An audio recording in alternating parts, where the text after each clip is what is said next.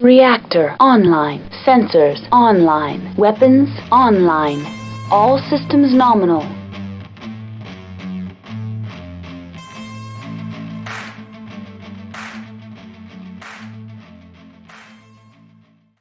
Hello everyone, Carrie here with the Unicorn Company podcast. While I usually talk about the news, I'm pre-recording the audio for this about 6 weeks before it's released because of some oral surgery I've had, and I needed to allow for some recovery time. So there isn't any news today. My main subject is about the premium miniatures from Catalyst Game Labs, and then I will be covering one that has been featured as a premium miniature in our MekTek segment, the Black Knight. If you want to get Battletech news and mini reviews, remember to follow us on your podcast distribution network of choice, or if you are listening on YouTube, like, subscribe, and hit the bell icon to keep up to date on new videos and podcasts. Alright, let's get into this. So I ran into an interesting thread in our Battletech that has done a review of the Battlemaster Premium Miniature from Catalyst Game Labs.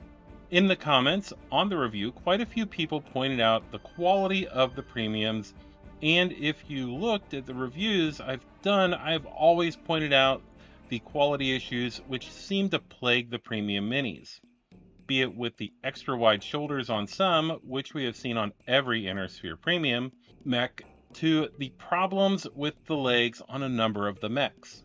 This doesn't even cover the oddballs out there like the Tiny Rifleman, the Lairline Hammerhead, or the Beats by Dre Phoenix Hawk. The funny thing about the premium minis is that it wasn't always like this. When the premium minis entered production, it was through a small startup company called Creative Juggernaut. Creative Juggernaut, or CJ from here on, is a small company established by Blaine Pardoe and Brent Evans. They were part of the build-up to the premium minis being released, and were the company that originally produced the Black Knight Clanbuster and the Ryokan TC Premium mechs. CJ used a cast resin technique not too dissimilar to what you usually see with small boutique miniature companies. As far as quality, they weren't bad. They did have some miscast issues that were definitely giving them some problems. As proof of this, at the first Southern Assault, they provided baggies of miscast resin parts. To their credit, though, they were good on quality control, and the minis were to scale with the Catalyst plastic minis. Eventually, CJ and Catalyst parted ways. The relationship between them ended well before the whole incident involving Blaine and Catalyst's decision not to continue using him for writing work, if my memory serves me correct, and I feel that it was due to a few factors, one of which being that neither CJ nor CGL could predict the popularity of the premium miniatures on their release. When the premiums were first released, they would sell out as soon as they were back in stock. This kind of thing is both a blessing and a curse, as it means that you have something popular that people want. It also means that you're going to have lost sales due to people who constantly see it out of stock, then they try to buy it, and eventually they give up out of frustration. There is an example of this kind of thing in the past with another game, X-Wing, where the game took off to a level not seen before by Fantasy Flight Games, and they struggled with the demand for the miniatures for the X-Wing miniatures game at first, where you ended up with a number of scalpers in the situation with X-Wing. With the rise of 3D printers, you actually saw a boom in the 3D printing mini market when CGL was having trouble keeping up with the premium minis. That is something I think deserves its own conversation, though. So let's continue on the topic of the premiums. While I don't have an internal source on this in particular, I can look at the situation and guess that given the problems with keeping the minis in stock, and possibly also due to the fact that CJ had another game which may have been taking focus away from the production of the premium minis, Catalyst would have to find a new partner for the premiums. The next premium mini we would get would be from another company. This time Catalyst had turned to Monster Fight Club. Monster Fight Club makes miniatures for several other games outside of the premium miniatures, including their own Cyberpunk Red Combat Zone, which is what I mostly know them for aside from the premium minis. I've actually played Cyberpunk Red enough times to have a starter set of or a starter gang, the Danger Gals, and they are very well done with a pretty standard amount of cleanup needed, but nothing excessive. They're well detailed, come with several options when it comes to small things like heads for each member of a gang or crew, and all of it is very well proportioned. Naturally, you would expect that with the level of detail and quality in 28mm CO cast that Monster Fight Club can achieve with their cyberpunk red minis, that something like a mech at 1/265th scale, which is roughly the same size as a 28mm person-sized miniature with a bit more bulk, would be a walk in the park, especially given the lack of organic lines you find with like a cat girl in a trench coat carrying a bazooka. Apparently, though, the level of detail required for mechs, much less the ability to scale them properly, is something that Monster Fight Club struggles with.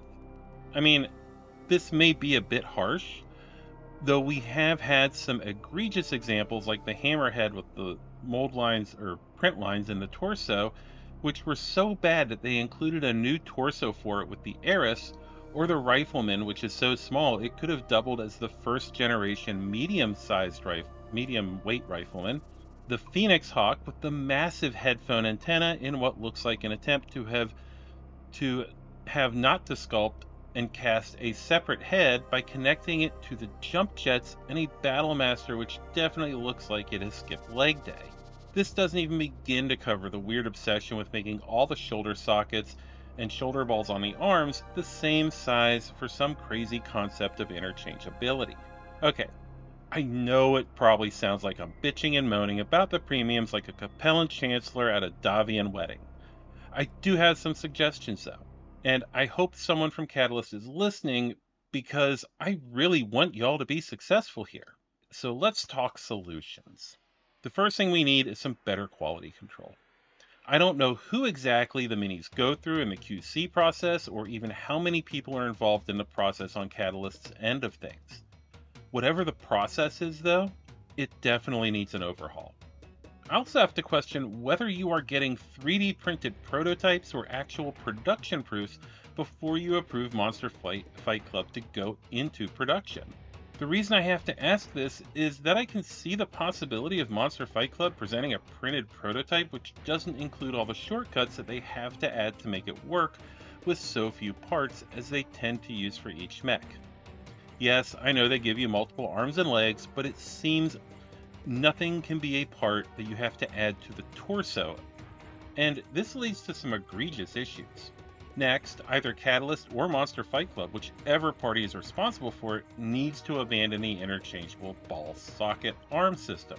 I get it. It gives you an ability to sort of make some Franken-mechs. It also gives you more posability when you're building the miniature. This whole thing messes up the proportions of the mech, giving them extra wide shoulders that they just don't normally have. And this leads to the legs looking too small when compared to the top of the mech, even if the legs are proportioned correctly. It is also affecting more iconic machines such as the Battlemaster, Wolverine, and Phoenix Hawk, while the clan mechs don't tend to suffer from this due to the way they're designed. The second to last thing I would recommend to fix issues with the premium miniatures is variants and unique mechs. I know the Star League Force Packs and Essentials have explored this idea with Prometheus, Yenlo Wang, and the Kerensky Orion. And as a note to anyone who is about to correct me in the comments, the other two pre-paints are standard mech configurations, and that is a slightly different Orion. I believe that doing unique and variants are important for the line, as when the premium started out, we got the Black Knight Clambuster and Ryokan TC. We also got the Mad Cat TC and Phelan's Wolfhound 2C. I think those were under Monster Fight Club, actually. The premiums have also historically given us designs which hadn't seen plastic or metal releases yet, such as the Hammerhead and Heiress. The premiums were a way to get mechs which weren't out in any form yet, or even to get those odd and interesting machines that you wouldn't likely see in a Force Pack due to how rare they are. Now we have Monster Fight Club giving us mechs that are already in production, that blindly mirror the arm weapons for the most part, while taking shortcuts with the casting process so they don't have to produce a separate head or missile launcher. At the same time, I can get direct analogs of these chassis that often make two different variants of a mech from iron wind metals while being cast at a quality and detail level that exceeds what we get from Monster Fight Club for only a few dollars more. I honestly think that this is one of the failings of Monster Fight Club and the premium miniatures. When it was unique mechs, it felt like the premium line had a purpose, and now many of them are the same base model that you can get in a force pack, getting 3 to 4 additional minis for a cost per mech that is a fraction of what you paid for that premium. Look, I understand there may be some contractual obligation between CGL and Monster Fight Club. Hell, for all I know, part of that is an agreement that Monster Fight Club only does standard variants of mechs, or that all of the minis must consist of arms, hip, torso, and legs, thus not allowing for certain parts and forcing some of the shortcuts we have seen so far. If this is not the case, though, if whoever is handling the premiums at Catalyst can dictate which minis are being made, and is capable of giving critique and design input on the minis before they go into production, then give us new and unique minis through this line. There are plenty of mechs and variants out there that are popular and don't have a mini in the current design style in plastic or metal. Okay, so, that pretty much says all that I can really say about this, and I'm going to shift gears here. I just hope that the right people are listening. Now, like I said, I want to shift gears, and I want to talk about something I like, which is mechs themselves, and I want to cover a mech in our MekTek segment that has a premium miniature. Before I do, I want to remind you that you can support Unicorn Company on Patreon at patreon.com/unicorncompany, or if you're listening on YouTube, you can become a channel member. Alright, in our MekTek segment, sponsored by FortressMiniaturesandGames.com, we are looking at the Black Knight. The Black Knight is an interesting mech that has seen service in one form or another since 2578.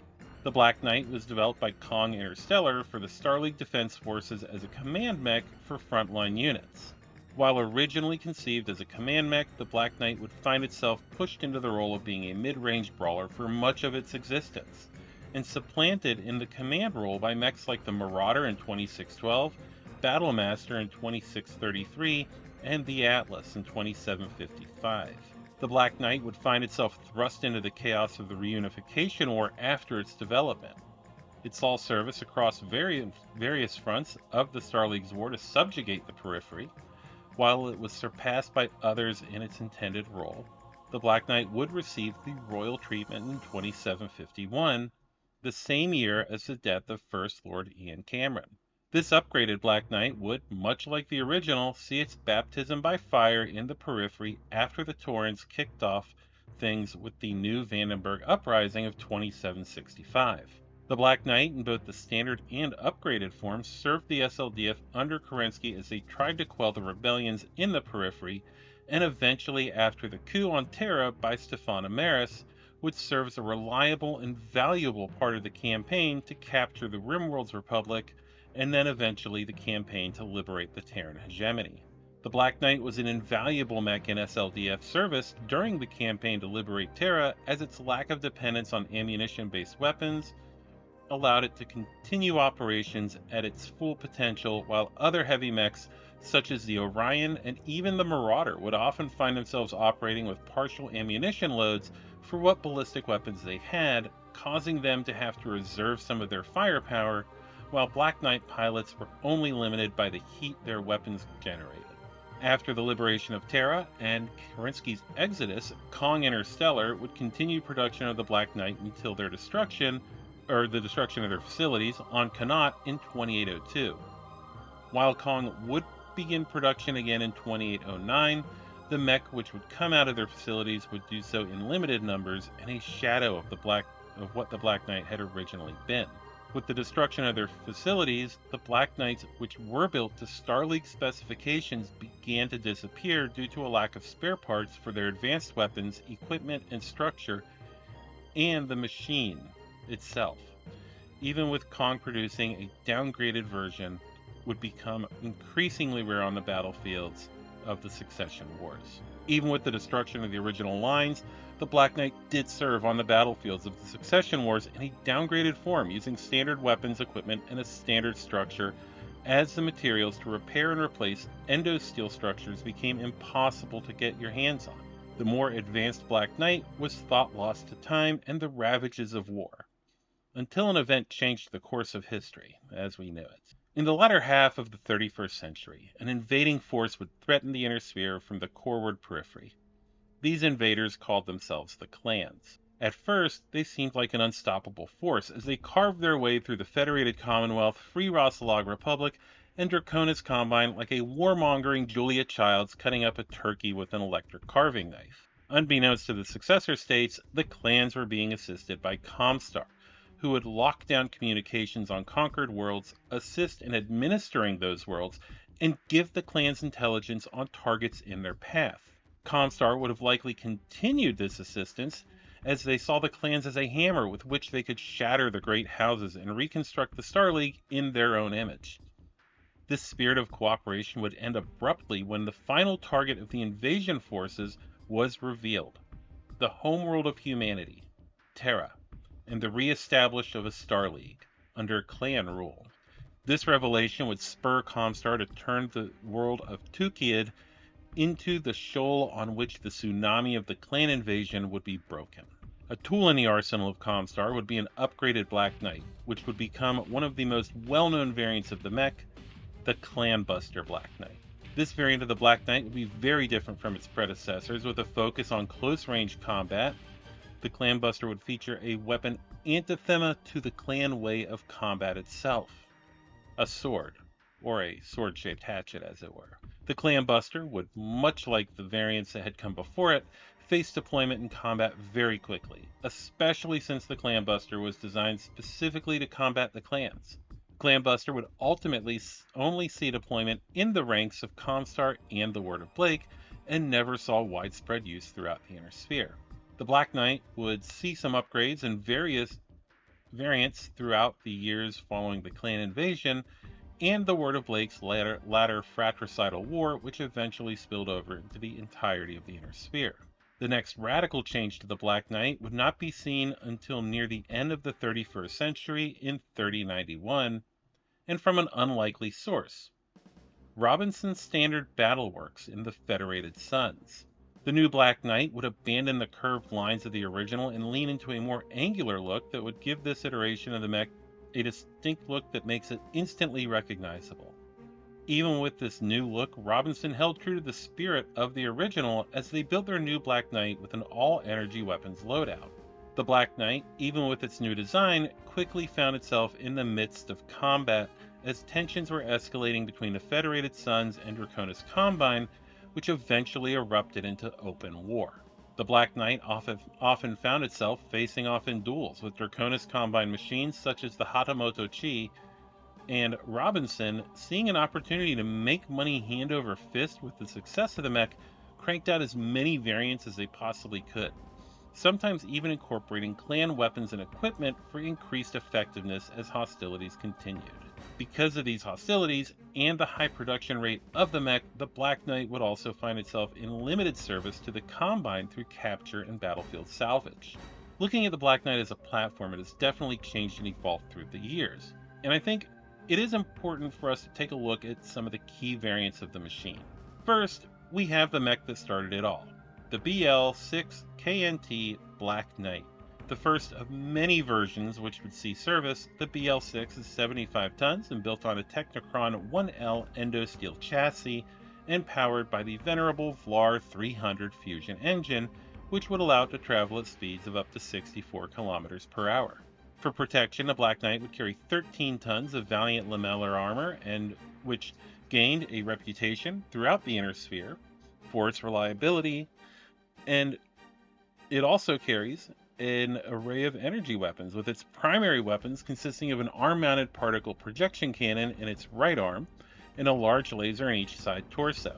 The Black Knight carries 4 medium lasers and a head-mounted small laser as secondary weapons, and also carries a Beagle active probe to help it find hidden units which may be laying in wait to ambush it or its lancemates. The BL-6 has a potentially powerful arsenal, though its effectiveness is limited by the use of 20 single heat sinks to dissipate the heat load generated by its vast energy weapons arsenal. The Royal Black Knight, developed in 2751, would seek to improve on the original by increasing its accuracy and its heat dissipation capabilities. In doing this, much of the mech would remain unchanged from the standard Black Knight, with the mech receiving 16 double heat sinks, giving it just over 50% more heat dissipation. The Royal Black Knight would improve its arsenal by replacing the standard PPC with an extended range particle projection cannon, giving the mech a longer reach on the battlefield. For close-in work, the Black Knight replaces its standard large lasers with a pair of highly accurate large pulse lasers, which sacrifice some range for increased damage and accuracy. This variant of the Black Knight definitely improves its effectiveness and increases its heat efficiency.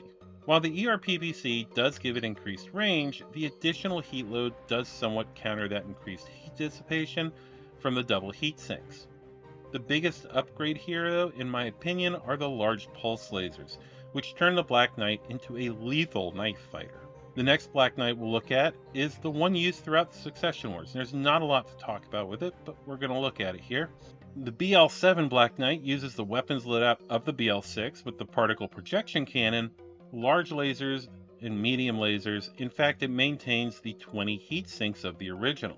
In order to do this, the BL-7 model sacrifices 3 tons of armor and its advanced Beagle active probe of the Starlink predecessors. While under-armored compared to previous variants, it was a necessary sacrifice as the ability to produce the advanced endosteel chassis was lost to time, and still puts it on par with many of its Succession War counterparts, such as the MAD-3R Marauder and the WHM-6R Warhammer. The Black Knight, which would arguably become the most well-known and would help to break the back of the clans on Tukiad, was the BL-9 KNT, also known as the Clanbuster Black Knight. This model of the Black Knight was built on surviving Star League examples of the mech in the possession of Comstar since Kerensky's Exodus. In order to facilitate a refit of the Black Knight to combat the clans, the BL-9 removed the standard VLAR 300 and replaces it with an extra light version of the engine. While the extra light engine reduces the survivability of the mech, it does free up a large amount of tonnage to refit the mech, and the freed tonnage is used very well. The BL-9 increases the mech's armor protection by half a ton and swaps the 20 single heat sinks for 15 double heat sinks. The majority of the mech's arsenal has been refit, starting with an extended range PPC in the right arm, with a medium pulse laser in the same arm. The mech does retain the large lasers in each side torso and swaps some medium lasers for medium pulse lasers. The left arm carries a medium pulse laser, and a large pulse laser is mounted in the mech's center torso. The most radical change in the weapons payload is the sword-shaped hatchet in the Black Knight's left arm. This weapon is designed to cleave through enemy armor, doing as much damage as a Gauss rifle or a Clan extended range PPC. While the Clanbuster Black Knight served with distinction during the Battle of Tukiad, the BL-9 would find itself serving exclusively with Comstar and its fanatical splinter faction, the Word of Blake, until the demise of the Word and demilitarization of Comstar. The last variant we're looking at is the reimagined Black Knight that would see the Federated Suns into the 32nd century. This model of the Black Knight would be the first advanced model built from the ground up since the loss of Kong Interstellar's advanced production facilities almost 200 years prior. The BLK NT-2Y Black Knight would be built on a Technicron revised NT Endo-composite chassis and would be clad in 13.5 tons of Valiant Lemeller armor. This new Black Knight took a cue from the Clanbuster model and uses a VLAR 300 extra light engine to give it as much usable tonnage as possible. This model of the mech would carry a wide array of energy weapons with a particle projection cannon in its left arm, along with a large laser and medium laser. In its right arm, it carries a large laser and medium laser with a shield for added protection at the cost of speed. Finally, the Black Knight has a medium laser in each side torso. This configuration gives the Black Knight a greater field of fire with its primary weapons by moving the large lasers to the arms. What truly sets this iteration of the mech apart, though, is its extensive suite of advanced electronics. Among these are a Beagle active probe, a Guardian ECM suite, and most importantly, a C3 slave computer to allow it to share targeting data with other units in a C3 network, and an advanced targeting computer, which is linked to all of the weapons and gives even a green mech warrior the ability to handle the weapons like a more seasoned mech warrior. The Black Knight's accurate and deadly weapons array is cooled by 15 double heat sinks, making it quite heat efficient even for an all-energy design. In the years following its initial deployment, this new version of the Black Knight would find widespread use in the Federated Suns and is highly valued because of its lack of ammunition dependency, especially as the war with the Combine turned increasingly sour. The Black Knight is a mech with a long and storied history. It almost strikes me as a Cincinnatus of mechs, as each time a war had ended and it seemed time had passed the design by, it would soon find itself receiving upgrades and being deployed into the next conflict. Starting out as a command mech to lead companies of Star League mechs, the Black Knight would evolve over time to serve the needs of each of the states it found itself in service to. It would go from command mech and eventually become a brawler, then a knife fighter, and once again a powerful brawler. Among different generations, it has been known as a symbol of oppression by the periphery, a stalwart and determined soldier during the liberation of Terra, the machine that broke the clans on Tukiad, and now finally a bulwark against the Dragon as a Draconis Combine rampaged through the Federated Suns and has finally been pushed back. The Black Knight has been many things to many people, but to those who have had the honor of piloting one, it is a reliable, powerful mech that more often than not will bring you home to fight another day, and hopefully survive. Now, before we wrap up, as is tradition, I want to take a look at the variants of the Black Knight we've discussed here today in Alpha Strike. We start with the BL6 KNT Black Knight. The BL6 is a battle mech, size 3 with a TMM of 1 and movement of 8 inches. It is a 39-point brawler and has decent firepower of 3 at short and medium with 1 at long and 2 overheat damage. The BL6 has armor of 7 and structure of 6 with specials of energy, probe, and recon. The royal upgrade of the mech, the BL6B KNT Black Knight, is a battle mech size 3 with a TMM of 1, movement of 8 inches. It is also a brawler at 42 points. The Royal Black Knight has firepower of 4 at short and medium ranges and 1 at long with an overheat of 1, and has 7 armor and 6 structure with specials of energy, probe, and recon. These mechs are very similar, and the Royal variant does pay a premium for not having one of the damage it is capable of doing as overheat. Overall though, the investment in points is worth it in my opinion, as the Royal version of the mech is capable of doing more consistent damage over the course of a battle. The next iteration we're looking at is the BL7 KNT Black Knight. This is the one that saw the downgrades of the Succession War. The BL7 is a battle mech size 3 with a TMM of 1 and movement of 8. It is once again a brawler and has the low cost of 34 points. It does 3 damage at short and medium ranges and 1 at long with 2 overheat. It does have 6 armor and 6 structure, making it slightly less survivable than the previous variants, and only has a special of energy. Even with the loss of 3 tons of armor in Classic, in Alpha Strike the loss of armor isn't felt as much. And the BL7 is a viable replacement for the BL6 when playing Alpha Strike, with a small loss of combat effectiveness and the loss of the probe and recon abilities, which will affect you more in scenarios where you find yourself needing them or wanting them to achieve your objectives. We now find ourselves at the Clanbuster variant of the Black Knight, the BL9 KNT. The Clanbuster Black Knight comes in at 39 points and is once again a brawler. It is a battle mech size 4 with a TMM of 1 and movement of 8 inches. It can do as much damage as the Royal variant with 4 at short and medium and 1 at long, and surpasses the Royal with the ability to overheat for 3 damage.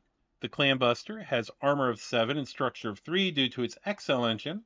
It does have the specials of energy and melee, which makes it a powerful close combatant, especially in games with multiple attack rolls, as the damage from a melee attack causes all of its damage on one roll as opposed to the chance with missing from weapon attacks with multiple rolls. It also has the advantage of being unaffected by heat like weapons attacks, allowing the Clanbuster to overheat on one turn, then strike with its sword to cause massive damage to an opponent while it cools down. The last variant we're looking at is the BLK-NT2Y. This version of the Black Knight is Juggernaut, and it has a cost of 46 points. The 2Y Black Knight is a battle mech size 3 with a TMO of 1 and movement of 6. It does 5 damage at short, 4 at medium, and 2 at long with 1 overheat.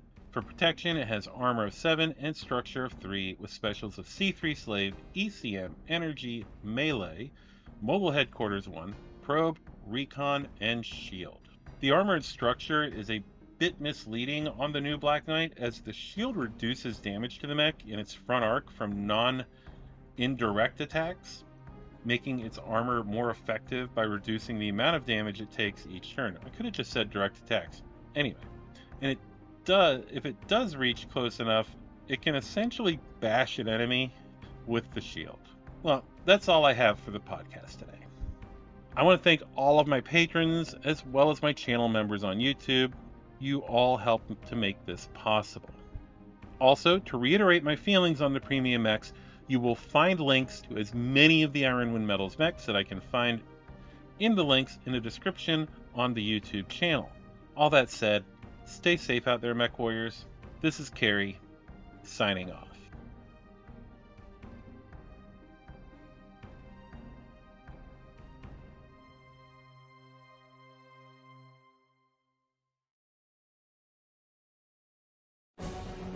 I want to thank all of our patrons, channel members, and our sponsor for supporting the channel. Our patrons, first we have Captain Sarah, then our lieutenants, Boy in a Box and Nathan. We then have our sergeants, BZ Archer, Faz, and Steven. Then our cadets, Dominic, NB Kaiju, Housemaster Poding, Jamie, and Scott. Then we have our wonderful channel member, Miss J. And finally, our sponsor and Mercenary Review and Bonding Commission liaison, Fortress Miniatures and Games.